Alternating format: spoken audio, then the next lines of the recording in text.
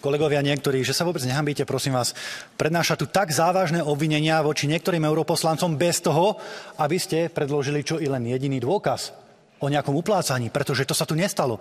Povedzme si, čo je rovno za problém. Týka sa to aj mňa. Viete, čo sa stalo? Prišli novinári z portálu a spýtali sa ma, predstavte si otázky.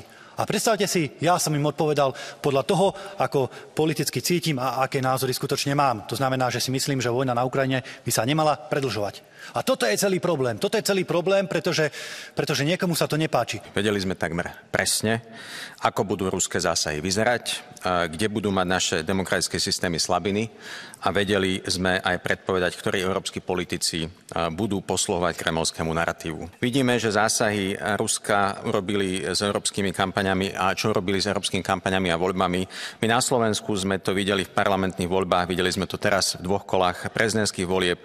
Ústrednou témou ruskej dezinformačnej mašinérie prekrúcať pravdu o vojne na Ukrajine a našich spojencoch, o fungovaní demokracie, ale aj klamať o právomociach slovenského prezidenta. Je kľúčové, aby sme takto posilnili aj naše inštitúcie na Slovensku, aj v Európskej únii, aby sme jednoducho boli schopní čeliť to, čo Rusko systematicky sa snaží robiť, ničiť naše demokratické inštitúcie, ničiť náš volebný proces. Toto je naša hlavná úloha. A ja sa vás teda pýtam opačne.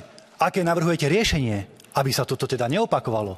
Máme sa pýtať a žiadať tajné služby jednotlivých štátov, aby preverili každého jedného novinára, jeho majetok a jeho účty predtým, než nám dá nejaké otázky.